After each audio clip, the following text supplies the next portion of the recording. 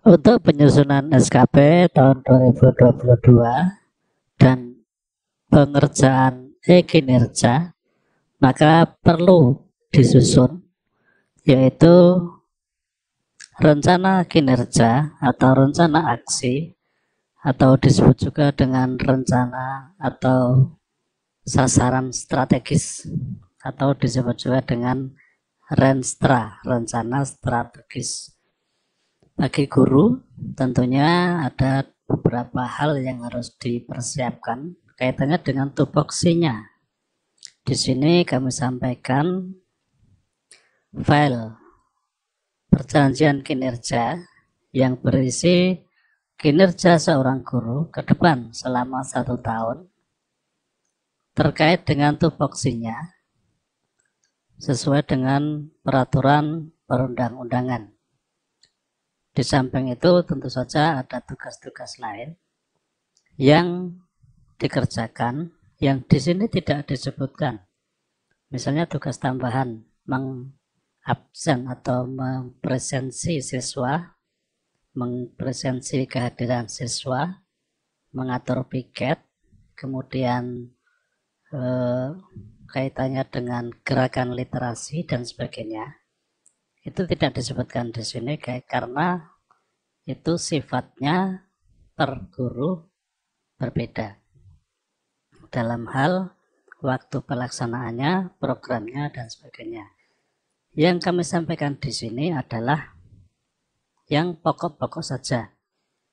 Yang apabila ini diselesaikan, ini sudah memenuhi tugas sebagai seorang guru. Jadi ini poin-poin di sini ada 2 dalam sasaran strategisnya, yaitu meningkatnya kualitas pembelajaran pada satuan pendidikan sesuai ketentuan. Kemudian yang kedua, meningkatnya kualitas pengembangan keprofesian berkelanjutan sebagai penunjang pembelajaran pada satuan pendidikan sesuai ketentuan. Perlu diketahui bahwa tugas seorang guru, tupoksi atau kompetensi seorang guru ada 4, yaitu pedagogik, di sini terwakili pada sasaran strategis yang pertama. Kemudian yang kedua, kompetensi profesionalis guru, yang di sini terwakili pada poin yang kedua, yaitu meningkatnya kualitas pengembangan keprofesian berkelanjutan sebagai penunjang pembelajaran pada satuan pendidikan. Tentu saja 2 hal ini dijabarkan. Untuk yang poin 1 dijabarkan menjadi 3 indikator, yang kedua dijabarkan dalam 1 indikator. 1 indikator ini bisa terdiri dari banyak dokumen sesuai dengan yang dilakukan dalam pekerjaannya atau dalam kinerjanya sesuai dengan perjanjian kinerja yang tercantum di dalam sheet ini. Di sini sudah disebutkan beberapa indikator dan programnya. Misalnya untuk program yang kaitannya dengan pengembangan keprofesian, di sini ada pengembangan diri dalam diklat, forum ilmiah, KKG, dan sebagainya. Tentu ini bisa berubah sesuai dengan kebutuhan atau sesuai dengan kondisi masing-masing guru. Kemudian sebagai contoh, untuk perencanaan pembelajaran, target di tahun 2022 ada 2 dokumen. Ini maksudnya 2 dokumen, yaitu di bulan Januari dan di bulan Juli.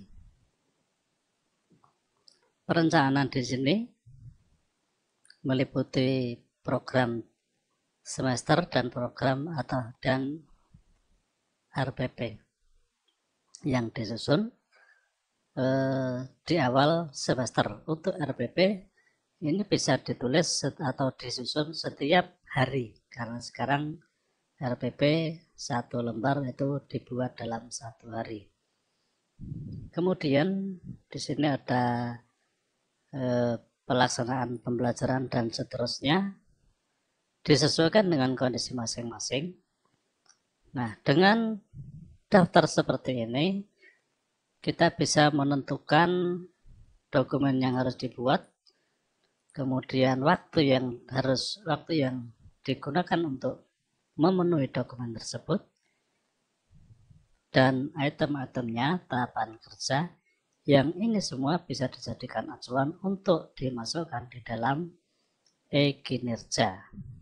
Selain itu juga bisa dimasukkan di dalam SKP. Misalnya ini yang sasaran strategis nomor 1 ini sebagai rencana kinerja. Kemudian indikator ini sebagai butir kegiatan dan outputnya adalah perencanaan pembelajaran. Jadi ini merupakan bahan. Ini saya blok supaya lebih paham. Blok kuning yang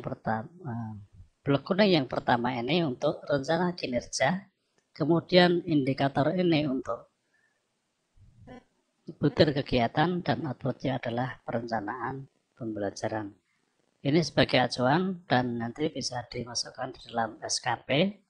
Tentunya kalau di dalam SKP lebih ringkas, dibuat lebih ringkas dan lebih detailnya pada e-kinerja. Jadi kalau sudah membuat seperti ini, maka setiap hari kita bisa mengisikan dengan mengacu pada draft atau analisis perencanaan lebih mudah. Demikian, semoga bermanfaat. Untuk filenya ini bisa di-download di deskripsi. Terima kasih, semoga bermanfaat. Sampai berjumpa di video berikutnya.